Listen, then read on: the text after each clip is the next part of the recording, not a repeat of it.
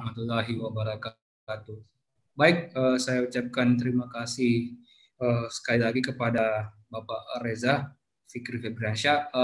Penguasaan materi dan penjelasannya sangat baik, sangat jelas dari kandidat dokter kita, dari Bapak Reza Fikri Febriansyah, sangat menguasai bagaimana proses pembentukan peraturan perundang-undangan baik itu di pemerintah maupun di DPR.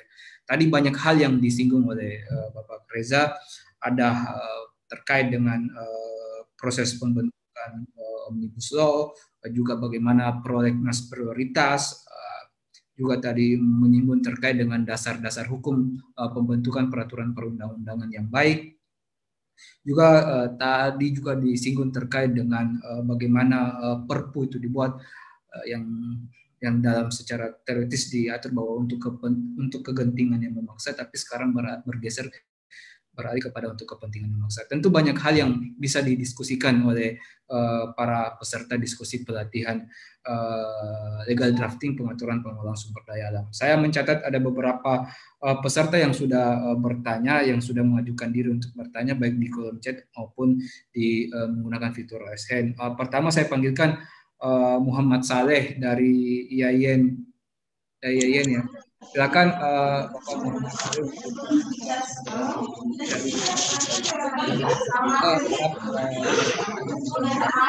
untuk jelas dan pasti dan singkat. Terima kasih. Silakan Bapak Muhammad Saleh. Ya, terima kasih atas kesempatannya. Bismillahirrahmanirrahim. Assalamualaikum warahmatullahi wabarakatuh. Salam sejahtera buat kita semua. Terima kasih atas pemaparan materinya dari Pak Reza BPHN tadi. Langsung saja Pak, saya mau tanya ini terkait dengan yang disinggung tadi, terkait dengan kegentingan dan memaksa, sifat kegentingan dan memaksa. Nah ini di Maluku, di Kota Ambon khususnya, ini contoh konkret, ada sebuah produk hukum kepala daerah Perkada itu terkait dengan penanganan COVID, Pak. Nah, itu dibuat, tetapi kemudian karena dengan sifat kegentingan dan memaksa ini, dalam prosedur pembentukan dan maupun baik formilnya, materialnya, dan sebagainya, menurut kacamata kami di akademisi itu tidak sesuai. Nah, setelah kami konfirmasi sama pihak Kemenkumham, tenaga perancang terkait dengan pembentukan produk hukum perkada ini. Jadi ini pertanyaan saya kepada peraturan kepala daerah, Pak. Nah, itu tidak melalui proses fasilitasi yang dihadirkan oleh mereka. Nah, provinsi juga selaku pihak yang didistribusikan kewenangan oleh Undang-Undang 12 2011 maupun Permendagri 120 2018 itu tidak kemudian melalui tahapan fasilitasi. Pertanyaan saya adalah apakah fasilitasi dalam produk hukum kepala daerah itu merupakan hal yang wajib sesuai dengan Undang-Undang 12 2011 maupun Permendagri 120, ataukah secara praktiknya fasilitasi itu juga tidak menjadi sesuatu hal yang wajib berdasarkan kegentingan memaksa itu. Karena ketika fasilitasi itu diamanahkan oleh Permendagri bersifat wajib, akan tetapi dalam praktiknya itu tidak melalui fasilitasi, nah yang terjadi adalah produk hukum secara material maupun formil itu cacat yang kami lihat. Akan tetapi pemerintah daerah itu tidak menganggap itu menjadi suatu masalah dan dijalankan.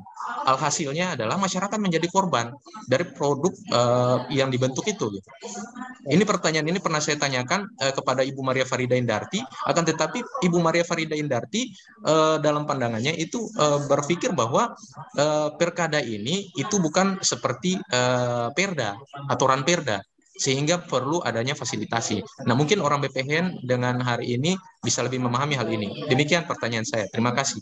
Ya, terima kasih atas pertanyaannya. Kumpul aja dulu, Bang Akmal. Makasih ya, Pak Saleh.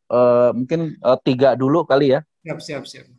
Ya, selanjutnya saya berikan kesempatan kepada Mas Dadan Ramdhani. Silakan Mas Dadan yang juga sudah menggunakan fitur resen. Silakan untuk disampaikan pertanyaannya.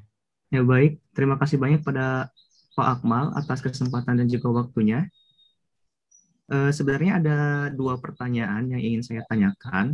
Yang pertama adalah berkaitan dengan makna dari kata prosedur yang ditetapkan dalam peraturan perundang-undangan. Nah, kita ketahui bahwa prosedur yang dilakukan dalam Undang-Undang Cipta Kerja, yakni menggunakan prosedur Omnibus Bill, yang mana dalam Undang-Undang 12.11 ataupun 15 2019 itu sendiri belum kita ketahui dan bahkan mungkin belum ada ketentuannya. Nah, yang pertanyaan saya, bagaimana konsekuensi atas prosedur yang sama sekali tidak ditetapkan dalam peraturan perundang-undangan? Itu yang pertama. Lalu yang kedua, berkaitan dengan kalau istilah Pak Reza tadi itu prolegnas luncuran, ataupun mungkin yang sering kita dengar itu sebagai suatu bentuk carry over, yang mana menjadi salah satu materi muatan baru dalam Undang-Undang 15 2019. Nah, yang jadi pertanyaan saya, kan ketentuan carry over itu sendiri bahwa RUU dapat dibahas kembali pada DPR periode selanjutnya apabila melebihi tingkat 1 ataupun mungkin daftar inventarisir masalah. Dan yang saya tanyakan, bagaimana apabila suatu RUU tersebut ternyata tidak dikehendaki oleh oleh DPR ataupun mungkin pemegang kepentingan di periode selanjutnya, namun kan karena undang-undang sendiri itu wajib ataupun harus untuk dibahas ulang. Nah, apakah itu menjadi salah satu celah untuk menjadi adanya satu undang-undang titipan? Karena apabila kita ketahui banyak sekali undang-undang ataupun mungkin yang menjadi undang-undang permasalahan pada sekarang ini adalah merupakan undang-undang titipan yang mana tidak selesai pada periode DPR sebelumnya. Itu pertanyaan saya. Terima kasih banyak. Ya, baik. Terima kasih atas pertanyaannya dari Mas Dadan Ramdhani. Selanjutnya saya panggil kepada Mas Iksan. Mas Iksan, apakah bisa monitor, bisa mendengarkan suara kami untuk bisa langsung menanyakan hal yang ingin ditanyakan kepada Pak Reza Fikri Febriansyah. Silakan Mas Iksan. Baik, terima kasih. Assalamualaikum warahmatullahi wabarakatuh. Saya mungkin ada dua pertanyaan. Pertama, yang saya ingin tanyakan, apa urgensinya Pak dilakukan pemisahan antara undang-undang inisiatif DPR sama undang-undang inisiatif pemerintah? Karena buat saya ya konstitusi kan di dalamnya mengatur undang-undang itu dibuat dan dibahas bersama DPR dan presiden gitu atau pemerintah. Itu yang kedua. Lalu kalau misalkan adanya dengan kayak gini tuh, apakah ada dampak yang besar Pak pemisahan tersebut gitu bagi suatu pembentukan perundang-undangan? Sekian dari saya, terima kasih. Baik, terima kasih atas penyampaian pertanyaan dari Mas Fadil Iksan. Silakan Bapak Reza Fikri Febriansyah untuk memberikan tanggapan ataupun jawaban dari peserta pelatihan pengaturan legal drafting pengaturan sumber daya alam. Silakan Pak Reza. Ya, terima kasih Bang Akmal ya. Saya mohon maaf waktunya agak terbatas ya. Mungkin nanti lihat aja apa masih bisa ada sesi berikutnya atau tidak, tapi mudah-mudahan beberapa pertanyaan bisa saya jawab. Yang pertama dari Pak Saleh, kegentingan yang memaksa itu adalah hak subjektif dari presiden. Jadi tidak ada konteks kegentingan yang memaksa di daerah begitu. Nah, terkait fasilitasi pembentukan produk hukum daerah, sebetulnya itu tidak hanya peraturan daerah saja, tetapi peraturan kepala daerah itu idealnya juga harus difasilitasi juga oleh Kanwil Kementerian Hukum dan HAM, dan juga sebetulnya melibatkan para akademisi sebetulnya. Nah, memang normanya belum tegas begitu ya, bahwa itu menjadi wajib. Nah, sehingga kalau itu tidak ditempuh kemudian menjadi alasan cacat formil.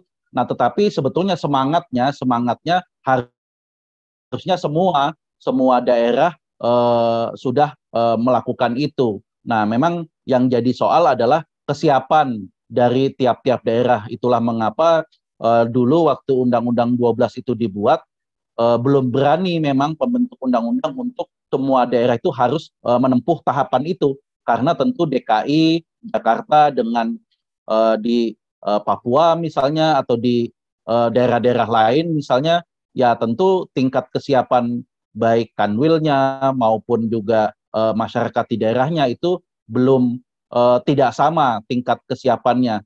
Nah, sehingga memang walaupun normanya belum mengatur secara tegas bahwa itu wajib, nah tetapi semangatnya, apalagi Undang-Undang 12 itu kan dibentuknya tahun 2011. Harusnya di tahun 2021 saya pikir juga kemampuan, kemudian ya komponen masyarakat, akademisi, dan juga kanwil-kanwil pun juga sekarang sudah sangat baik sebetulnya untuk melakukan berbagai macam fasilitasi untuk menjaga supaya peraturan di daerah, khususnya peraturan kepala daerah itu sejalan dengan kebijakan-kebijakan hukum nasional, kemudian sejalan juga dengan peraturan daerahnya. Jadi jangan sampai peraturan kepala daerah kemudian bertentangan dengan peraturan perundang-undangan lebih tinggi. Itu sebetulnya maksud dari keterlibatan kantor wilayah Kementerian Hukum dan HAM. Nah, itu yang pertama. Yang kedua tadi apa ya Pak Saleh nanya tentang apa ya tadi ya?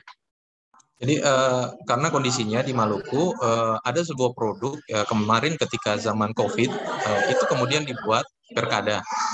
Lalu perkada itu kemudian secara materi substansi itu dia tidak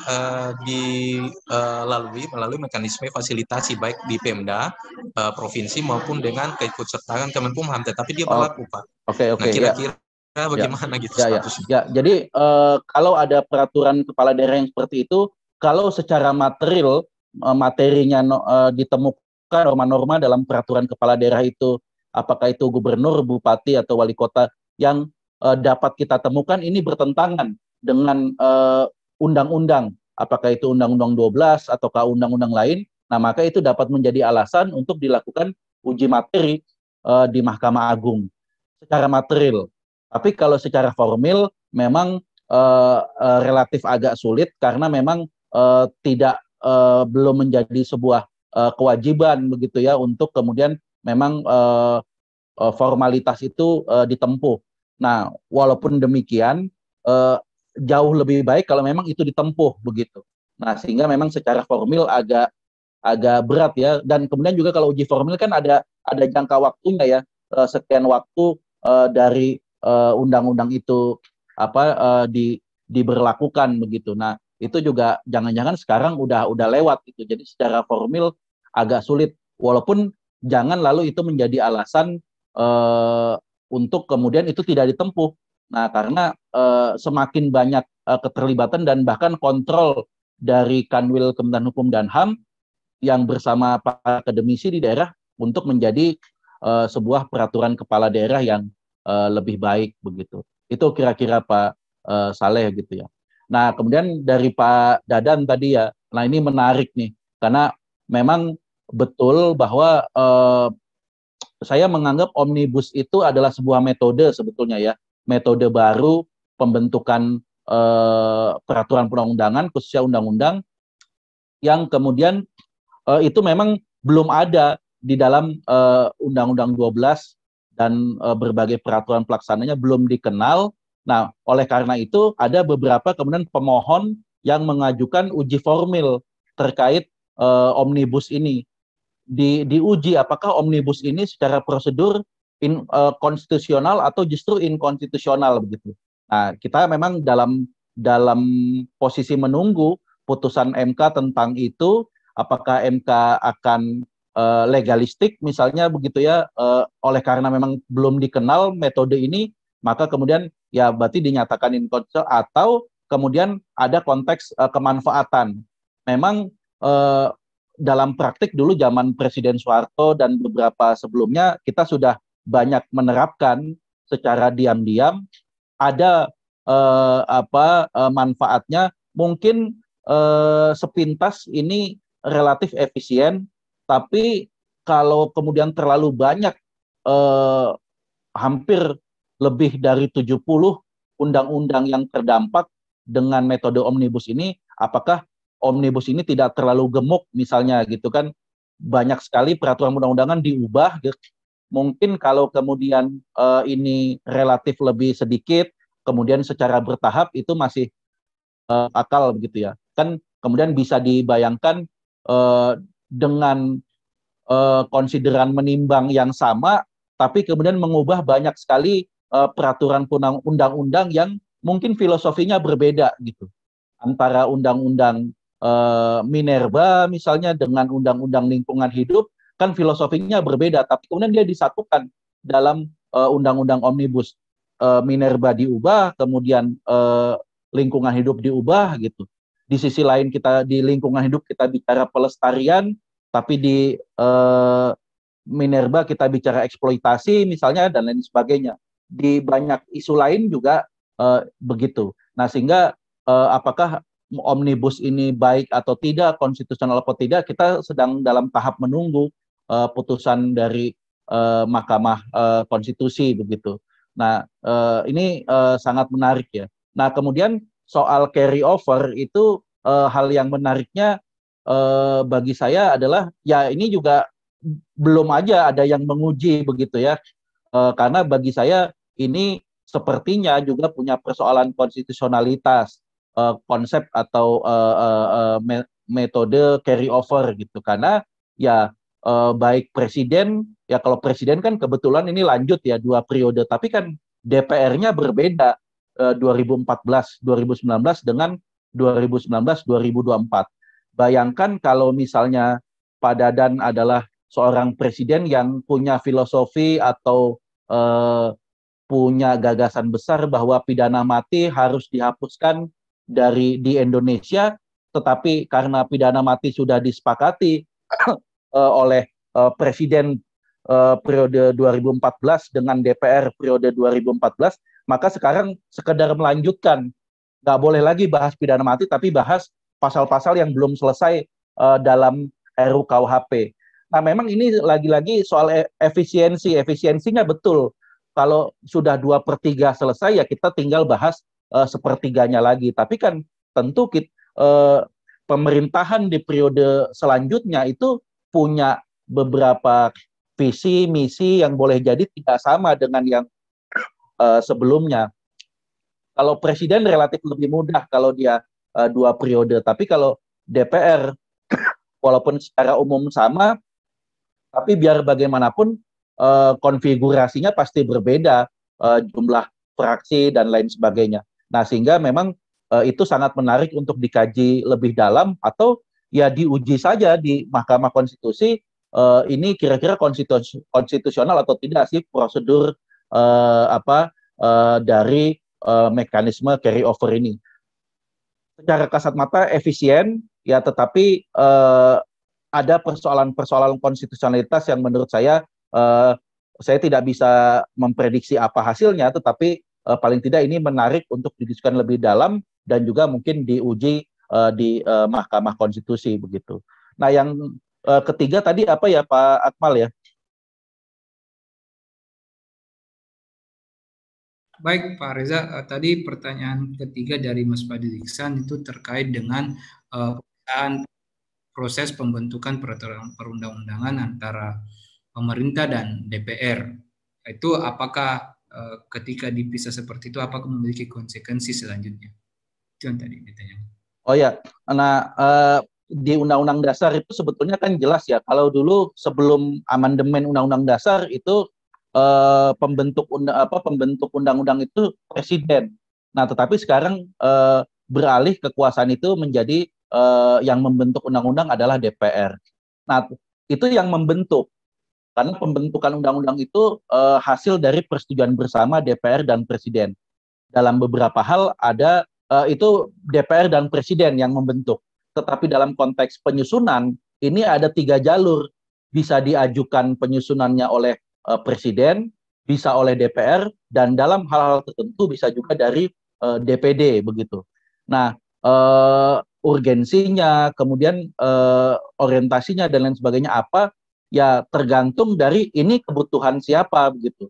Karena dari situlah kemudian bisa dilihat ini gagasan awalnya dari siapa.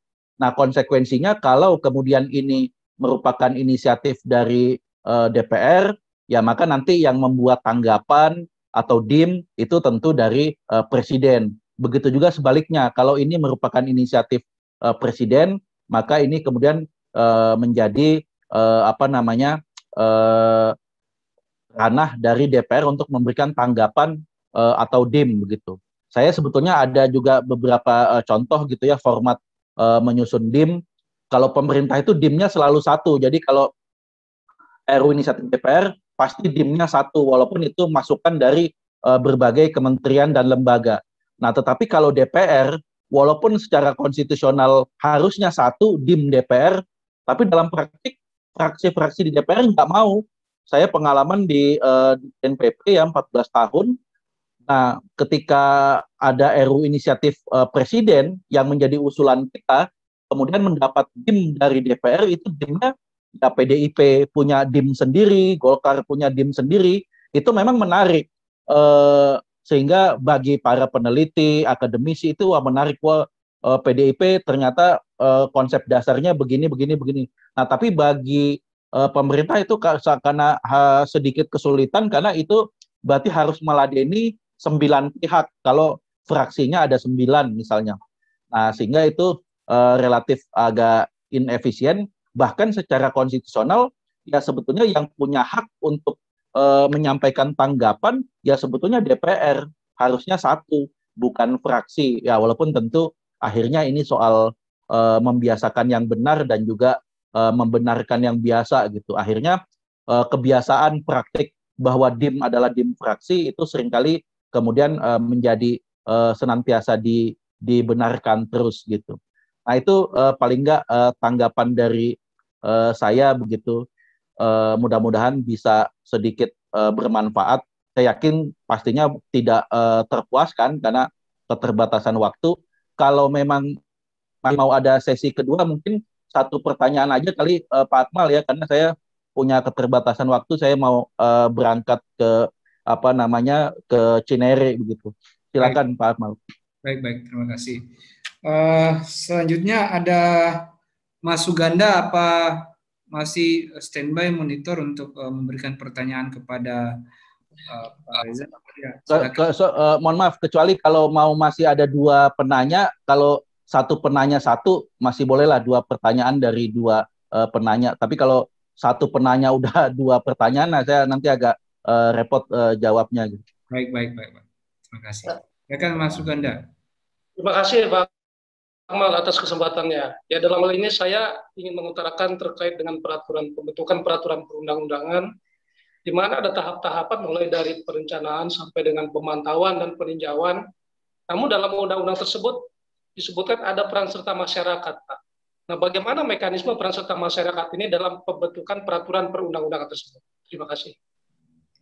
Oke, boleh satu lagi supaya jadi 5 penanya ya, sesuai sila Pancasila lah, 5. Baik, selanjutnya ada Pak Rudi Saud. Pak Akmal, saya masuk Pak Akmal.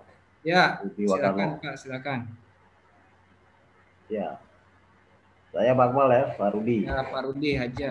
Ya, makasih Pak Akmal. Ya, saya nanya aja terkait dengan pembentukan Perda tadi. Narasi Pak Reza katakan bahwa ada keterlibatan kanwil setempat gitu.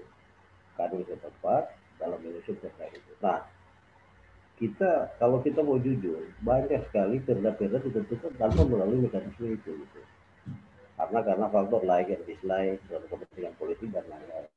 Nah, saya mau tanyakan gini Pak Reza, apakah produk perda yang dihasilkan tanpa menghadirkan kanwil setempat dan lain-lain itu gimana perda itu?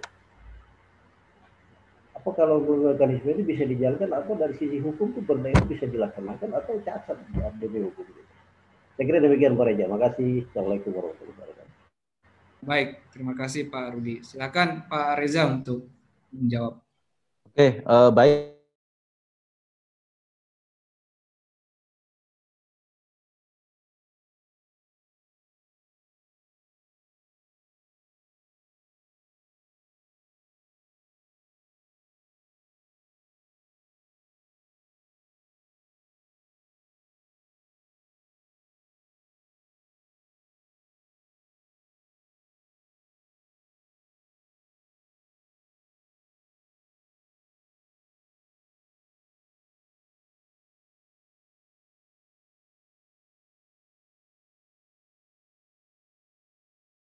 Syarat yang paling ideal, yang paling utama adalah naskahnya, bahan-bahannya, dan juga mekanismenya itu juga harus sifatnya terbuka.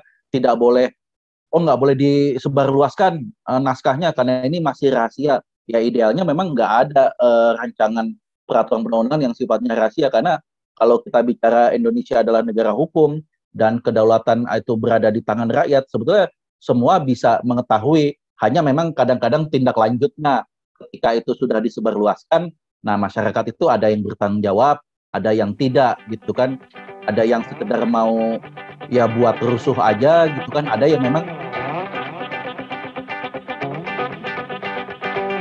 ini kalau pertanyaannya di mana